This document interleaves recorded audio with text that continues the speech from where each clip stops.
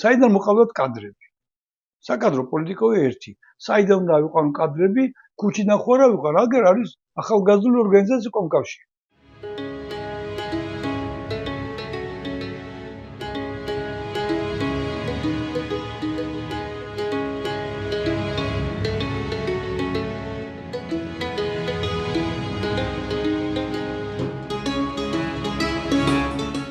მე დავიბადე ქალაქ სოხუმში, მომსახურის ოჯახში. მამა ჩემი იყო პროფესიონალური სამხედრო, დედა ექიმი და ისინი მსახურობდნენ აფხაზეთში. გავიზარდე, ვიზრდებოდი ერთ პატარა სოხუმის ერთ პატარა შესახვევში, რომელიც მნიშვნელოვანი იყო, რომ დასახლებული იყო სხვადასხვა ეროვნების ადამიანები. რუსები, სომეხი, აფხაზი, ბერძენი და ეს მეზობლობა იყო გადაქცეული ძალიან ახლობლობაში, ნათესაობაში, მოყრობაში, სიყვარულში.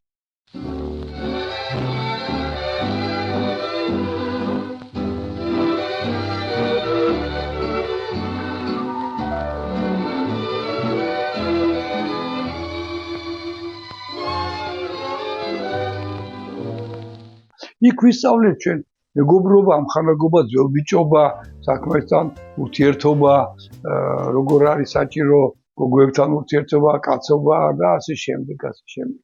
და ქალაქი თვითონ იყო ისეთი, მაგრამ ურთიერთობის ენა რასაკვირველი იყო რუსული. რატომ რუსული? იმიტომ სხვა ეროვნების ადამიანები ცხოვრობდნენ.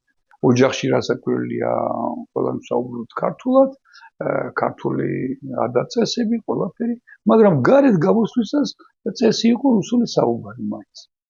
სკოლის დამთავრების შემდეგ მე ჩავერიცხე ხარკოვის პოლიტექნიკურ ინსტიტუტში დავამთავრე ინსტიტუტი, რომ მივიღე სპეციალობა ქიმიკოს ინჟინერი და დავბრუნდი მშობლიურ ქალაქში დამთავრების შემდეგ.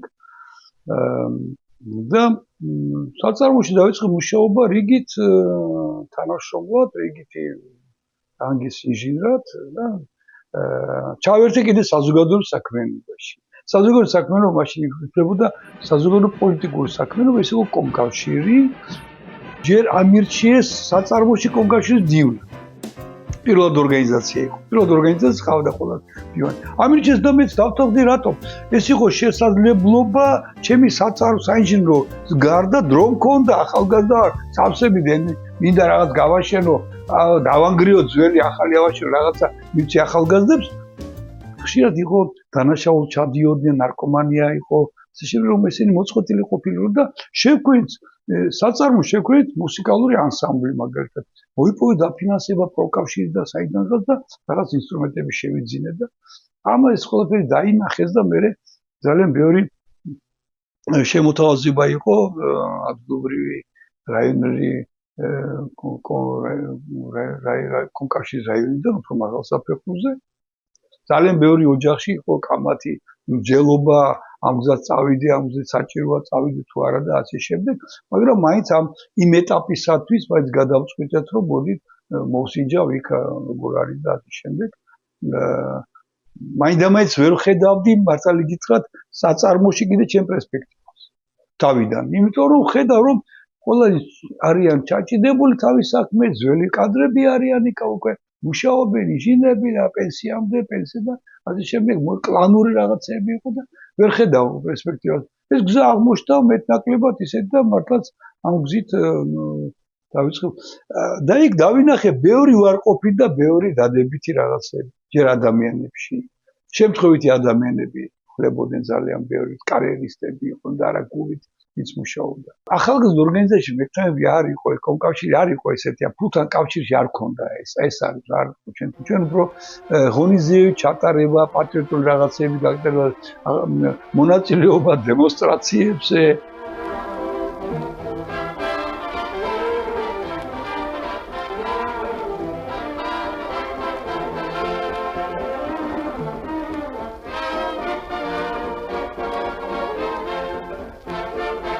კრებები ჩატარება, ვინმეს თუ რა პრობლემა აქვს, შეიძლება გარჩევა ამ საკითხის და ასე შემდეგ. ფულთან ჩვენ კავშირი არასდროს არ ქონდა, მარტო ხელფასები ქონდა და გეგმიური ქონდა. ამდენი კაცი უნდა მივიღოთ კომკავშირში, ამდენი ჯარდი შევაგროვოთ, შევაბაროთ ქვეყანას, ამდენი რაღაც ღონისძიება ჩავატაროთ და დაგეგმარება იყო. მოხვედრაზე კიდე იყო კონკურსი, არ იყო მარტივი, რომ ადამიანებს ასე აიყვანენ ქუჩიდან. რაღაცა დამსახურება ქონოდა, როგორც პირველად ორგანიზაციიდან გადადიოდა და მიდიოდა საფეხურებს გაივლიდა და ესე ხელად არავინ არ დასვამდა დიდ თანამდებობაზე ის არის, იმიტომ რომ უნდა ცოდნოდა ეს ელემენტები ადამიანთან ურთიერთობის ლიდერობის თვისებები უნდა ქონოდა და ასე შემდეგ. გადიოდი ბევრ საფეხურს, მაგალითად ჩემ აპარატში აყვანის დროს გამოკითხეს მეზობლები. როგორი ბიჭი არჩი? ლოთია, ქალებში დადის, ნარკომანია, წესიერია, როგორია ურთიერთობაში ადამიანებთან, მეზობლებთან და მეზობლებიც გამოკითხეს. შემთხვევით ადამიანებს არ ხვდებოდნენ იქა. მაგალითად ინსტიტუტში თუ იმე იყო, ესე უნდა ყოფილიყო ფრიადოსანი, ადამიანი უნდა ყოფილიყო, მოღვაწე უნდა იყო, პატრიოტი. მეუღლე კომკავშირში გავიცანი. და ასე შემდეგ მე დავქორწილდი და კომკავშირი ქორწილიც ქონდა. ჩვენი ქორწილი მახსოვს, რომ იყვნენ ყველანი კომკავშირი, კომკავშირის სიმღერები და ცეკვა თამაშები და ასე შემდეგ და გუმისტრის პირას იყო კაი ქორწილი და რასაკვირველია, უფროსთაობაც იყო ყველანი, მაგრამ ახალგაზრდული ისე შემართება, მაგარი ძალიან და მე მხიარული და 2 დღე გულავი იყო მაგარი და მე მაგალითად ისტორია ჩვენ კომკავშირთან ამიტომ არის მიყვარს ის პერიოდი რამდენიმე ფაქტორის გამო, რომ ის ვინც მუშაობდა მაშინ კომკავშირში ჩვენ დღემდე მოგლის მეგობრობთ კიდევ დღემდე ოჯახებით, იმიტომ რომ ესეთი ყველანი აღმოჩნდნენ, ყველანი წესიერი ადამიანები და საზოგადო მოქალაქეები არიან ძალიან კარგი.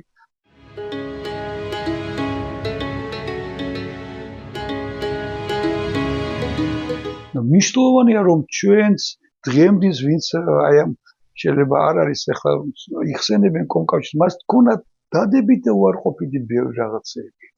ეს არის სამოქალაქო საზოგადოების ელემენტები იყო ჩადებული კიდევ და ეს ელემენტი მომყვება კიდევ ახლა სამსახურში. ეს არის ადამიანთა ურთიერთობები, ეს არის დოკუმენტებთან მუშაობა, ეს არის კეთილსინდისიერ დამოკიდებულება საქმისადმი და ასე შემდეგ ესეთი ელემენტები გადმოყვა. და მაგრამ მე ახლა რომ მოგვიხდა ახალი ელემენტების ათვისება ამ ახალ გარემოში. და ჩემი ახლა რო უყურებ სამოქალაქო სექტორში იმერეთში ბევრი არიან ჩემი კოლეგები და ეს თვისებები მათ განსაკუთრებულად მოჩანს, რომ ისინი კარგად აპარატში ნამუშევრები არიან, ადამიანთან ვიცე ურთიერთობა იციან კარგად და დახვეწილები არიან, კარგი გამოსვლები, ორატორები არიან კარგი. უარყოფით იყო ძალიან ბევრი ზევიდან მოდიოდა ბევრი ბრძანებები შესრულებისას და ინიციატივებზე ნაკლებად იყო რაღაც გათვლილი ეს ყველაფერი. უფრო ველოდებოდი ზევიდან რაც გვეტყვიან. იმდენად იყო დაპოლიტიზირებული იყო ყველა სტრუქტურა, რომ ზეწოლა ქონდა პარტიიდან, ქონდა ზეწოლა სულ ყველასთვის. მაგალითად კოლმეურნეობა რო წაგიკითხა კოლმეურნეობის წესდება, იდეალური წესდება არის კოლმეურნეობის წესდება. წერია დამოუკიდებელი კავშირი არის, ყველა წევრები არიან, კოლწევრები არიან, არავის არ მორჩილებიან, მუშაობენ, დივიდენდებს მე მოგების დივიდენდები ინაწილებენ და შეიძლება. რეალობაში კი რაიკოს დიოში რომ მოეხსნა კომუნის თავმჯდომარე. მოეხსნა ბუღალტერი და ენიშნა სხვა ვიღაცა ქუჩიდან და ასე შემდეგ. რატომ? ეს ხდებოდა. ზეწოლა ქონდა, იმიტომ რომ უნდა ყოფილიყო კომუნის თავმჯდომარე თუ საწარმოს უნდა ყოფილიყო პარტიული აუცილებლად, რომ მერე პარტიული ზეწოლა გაეკეთებინათ მათზე. პარტიის კუთხიდან მოეხსნათ.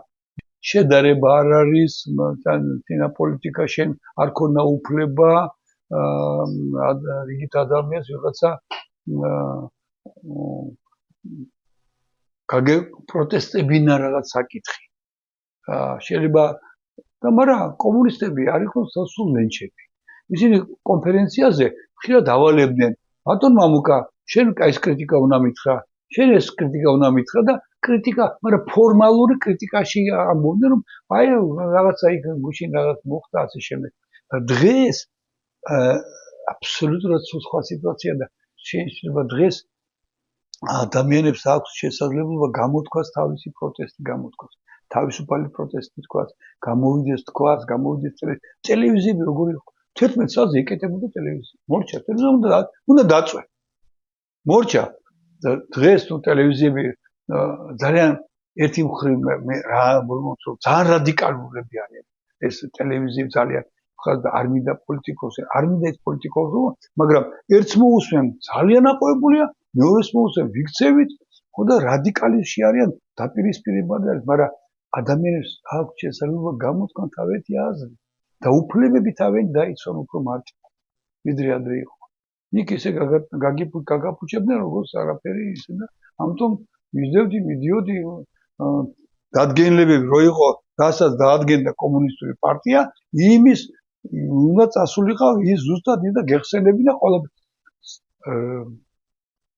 სადოქტოროს და საკანდიდატო დაცვა იყო, გამოსვლები იყო, უნდა დაგეწყო ლენინის თეზისებით და პარტიის თეზისებით და დაგემთავრებინა. ამის გარეშე შენ არ იყავი პოლიტიკური მომზადებული ადამიანი. გეგმიური შესრულება საერთოდ მარაზმი იყო გეგმიური შესრულებაზე, მაგრამ ზეწოლები, იმიტომ რომ ყველაფერი იყო სახელმწიფო. კერძო არ იყო არაფერი. არ იყო კერძო კოოპერატივი მაღაზია, კერძო არაფერი, ყველაფერი იყო გასახელმწიფოებრივი ელემენტად ქვევიდან ზევით იყო ყველაფერი სახელმწიფო. ეს იყო ძალიან დიდი ნაკლები. დეფიციტი იყო ყველა სფეროში. როგორც წარმოების სფეროში, როგორც ტექნიკურ სფეროში, ისევე სურსათში. ბედნიერები ვიყავით, მე თუ შევიზენდი სადმე კარგ კოსტუმს. და ჩვენ ყველანი დავდიოდით მოსკოვში, ან სადმე დავდიოდით, რომ შეგვეძინა იქ კარგი კოსტუმის ტანსაცმელი. მაგრამ გერმანიაში წავედი, ისა ჯგუფი წავედი მაშინ გერმანიაში მიდიოდა, გადაგვიხურდეს 500 მანეთი. 500 მანეთში, ხო და ამ 500 მანეთში მე ჩამოვიტანე ჩემი შვილისთვის და მეუღლისათვის ერთი 15 წყვილი ფეხსაცმელი, 10 კაბა და მარტო ეს იყო ჩემი ისა რომ გამეხარებინა. ისინი ბედნიერები იყვნენ, ვაი მე ბავშვის ფეხსაცმელი არსად არ არის და ჩამოქონდა გერმანიდან უცხოეთიდან. სხვა ზარი იყო, მაღაზიები იყო რაღაცა ისეთი უშნო რაღაცა კომუნიონებში და სოფლად ჩასაცმელი რაღაცა გამოიყენებდა. ყველა მუშაობდა, საწარმოო მუშაობდა, მაგრამ არ იყო კარგად გათვლილი ადამიანებზე და მოდურ რაღაცეებზე. ხალხს შეიძლება გააჩნდათ ფული, მაგრამ ვერ ყიდულობდნენ. და ხშირად აბარებდნენ მოსკოვში, მეთქვა, აბა ჩავმიტანე ადიდასის ბოტასი, ჩავმიტანე ჯინსი. მე ჯინსი ზაფხულში სტუდენტის პერიოდში მუშაობდი 2 თვეს სამშენებლო რაში, რომ მეყიდე ჯინსი. და ჯინსს რაც აძლევდი 250 ლარს. დეფიციტი იყო, არ შემოდიოდა, არ იყო. სპეკულატები ამას ჩამოქონდათ რუსეთიდან, უცხოეთიდან ჩამოქონდათ და ყიდნენ მე განზრიფასებში. იყო ასეთი ცეკავშირის სტრუქტურა, რომელსაც შემოქონდა ხშირად იმპორტული საგნები. ეს იყო განსაცმელი, იყო თუ ტექნიკური საგნები, რატო შემოქონდა ცეკავში. საკავშირი ყიდა თავის სოფლის პროდუქციას დეფიციტურს ყიდა უცხოეთში და იქიდან შემოქონდა განსაცმელი. სხვა დანადგარები კი არ შემოქონდა. ცული და იმდროს მოთხოვნილება იყო ამაზე და ამაში მე ფულს აკეთებდა მის მუშაობდა ამ სტრუქტურაში. თუ დუბლიონკა იყიდაო, ესე დუბლიონკა იყიდაო, თავის ფაში შეუძლებელი იყო ძალიან მაღალი რანგის ხალხი, ეგრევე თავის ფაში. ხო და იყიდო დუბლიონკა, ესე იგი ყველა ვიცოდა რომ ეს ან სპეკულანტთან ნაყიდი ქონდა, ან ესა. ანუ ქვეყანაში იყო დეფიციტი ყველაფრის ახლის და განსაცმელის და ტექნიკურ საგნებს. უნდა წახვიდოდი სანტექნიკის მაღაზიაში, არ იყო ეს ნიშა რა. უნდა გეთხოვა, უნდა ნათესავი ყოფილიყოს, ახლობელი ყოფილიყოს, ან უნდა ყოლოდა ვინმე ახლობელი სამშენებლო კომპანიაში, იმასთან უნდა მისულიყავი გეთხოვა, რომ მე გამიტლა ნიშა რა, ის მიფიქრებს, კარგი თუ ჩამოვიტანე, მაშინ მოგწევ და ასე შემდეგ. მაღაზიაში ნიშნავს ვერ იყიდა, მონკანებს ნაცნობები იყიდით, კარგ მონკანებს. და დეფიციტი იყო რა. ეს გადმოყვა საბჭოთა კავშირის ბევრი ელემენტი გადმოყვა სახში. მაგალითად რა. რო ვიშოვიდი შაქარს, უნდა მეყიდა 10 კილო.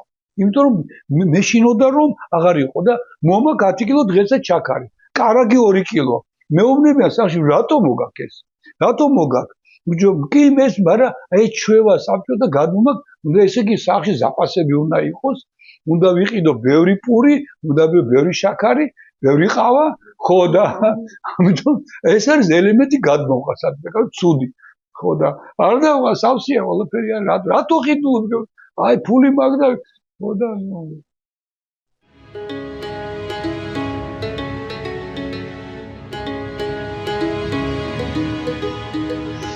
მიუხედავად ამისა, მე მაინც ბოლო წლებში მე მაინც გადავედი უკვე სამეურნეო სამსახურში, ერთ-ერთი საწარმოს მთავარი ინჟინერი გავხდი ავტომობილში, ფილიალი იყო უკრაინის და იქ გავხდი უკვე ნამდვილი ინჟინერი.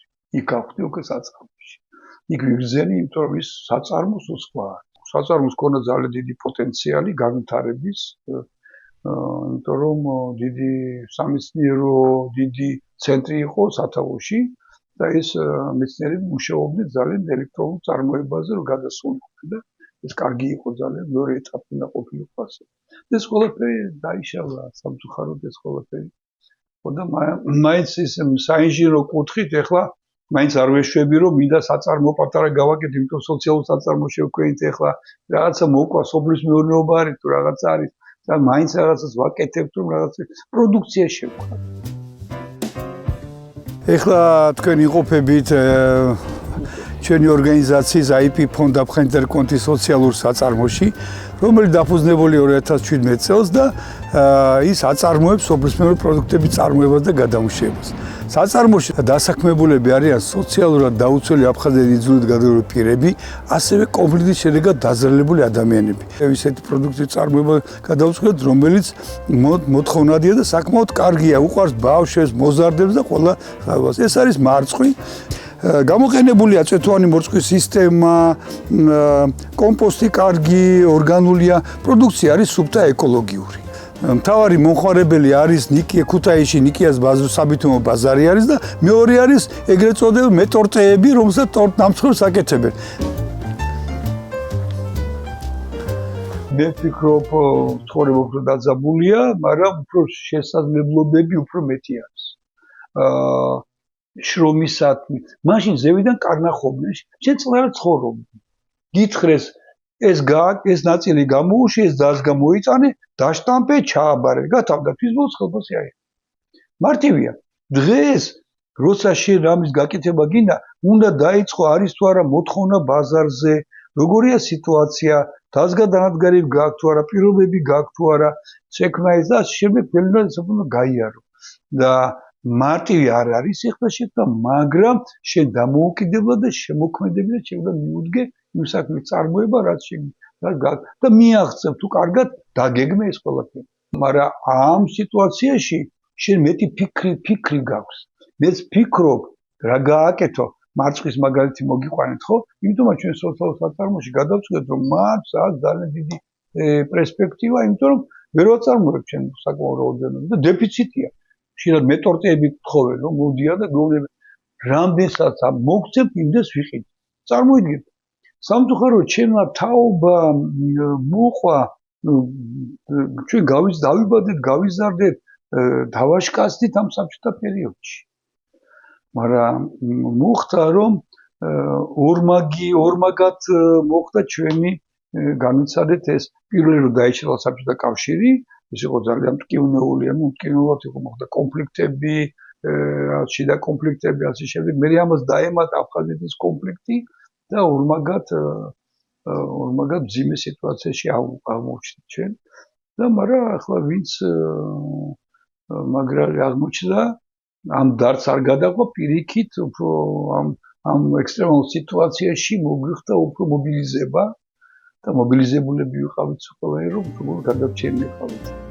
და დღესაც შეიძლება ითქვას სამოქალაქო სექტორში რო ვარ, მე და ჩემი კოლეგები და თანამოაზრეები, ბევრი ამის რაღაც ელემენტების დამსახურება არის.